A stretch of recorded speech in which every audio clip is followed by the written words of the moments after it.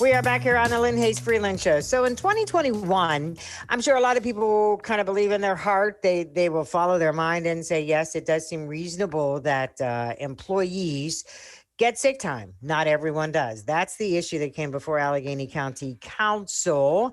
And my guest today, DeWitt, Walton, Paul Klein. Interestingly, they both have the same perspective on getting this done, but going about it two different routes. So, Paul, let me start with you, kind of continuing on where we were before the break. Tell me what it is you plan to do on Tuesday when this comes up before County Council.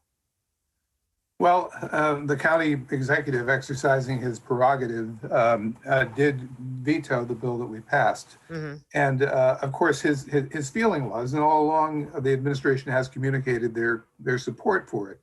But the concern is that we might very well face a legal challenge because procedurally we didn't go about it the right way. Mm-hmm. It should have been initiated or started with the health department.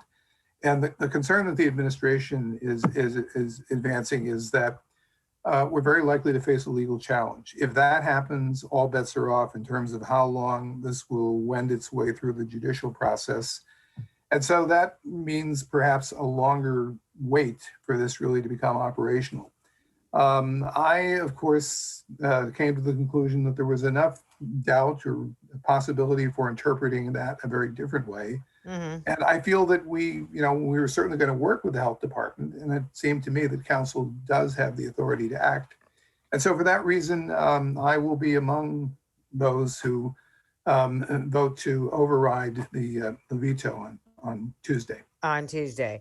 DeWitt, you, on the other hand, are taking a different perspective. And let me just say this as I bring you now back into the conversation, DeWitt. Did I read somewhere that somebody was kind of trying to say that you were like anti-workers by your position on this? Well, I've heard a host of tales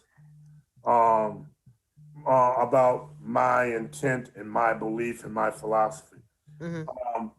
And so anyone that knows anything about me knows that I've spent the last 50 years working for working people. Mm-hmm. And the folks that are underrepresented and underserved. So nothing can be further from the truth. Mm-hmm.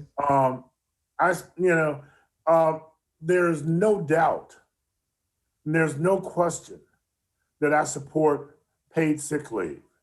The issue for me is simply this. This issue is too important to have it delayed any longer than is absolutely necessary.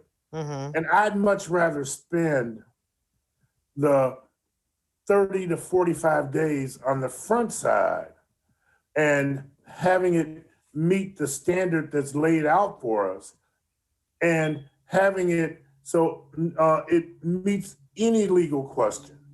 And I would prefer that we do it this way and as opposed to getting into a protracted fight somewhere down the road and having to go back and do it again in a year, in 18 months, or 2 years, and waste county resources to pay legal fees that need not be wasted. We could better use those resources to do other things that are needed in our communities.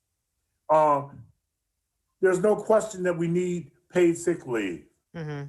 But let's use a process that is beyond reproach. So it could then, what I'm hearing you say is this could end up a legal battle that could take a year or, once something goes to court, you never know how long it's going to take. And that's what you want to avoid. Very much so. Very much so. People, if the concern is to get paid sick leave for our residents, then let's take the time, the extra month or a month and a half and get it done in a way that we don't have to be concerned with that issue. Okay. You know, All right. I respect others' views. Mm-hmm. I do, but I just happen to disagree. So then, Paul, let me bring this back around to you before we go to the next commercial break. So at the end of the day, how big of a divide is this on council then? Because even though you two are taking different perspectives on it, your end goal is the same. Mm-hmm. So how big of a divide is this on county council? Well, I think that initially selling the idea of paid sick leave was, it wasn't automatic. I mean, there were many people, even people who voted against it, made the argument that they believed that it was the right thing to do. But what most of them said was, but this is not the right time to do it. I mean, we're in the midst of a pandemic. Some businesses are emerging slowly from the pandemic. This isn't the right time to do it. Businesses are really hard pressed to keep their doors open at this point in time. But, I don't know. Somebody once said there's never a bad time to do the right thing. To do the right and that thing. might sound simplistic, but I think that, it would be difficult to find the optimum time to make this a part of doing business, making sure that people do have paid sick time. Yeah, that's an interesting perspective, because I would imagine there are also some working people out here who feel like there's no better time to do this because right now we have this pandemic going on. Okay, we'll see what happens on Tuesday. That's coming up on Tuesday. The other issue I want to get into, gentlemen, and we'll take a break and come back and really kind of unpack it, because if I'm not mistaken, you two said to me before we started this show that the whole issue of an independent police review board goes back to 2018. Yes, that's right. But we're still talking about it in 2021. That's where we're going to pick up the conversation in just a minute. Don't you go away when the Lynne Hayes Freeland Show continues.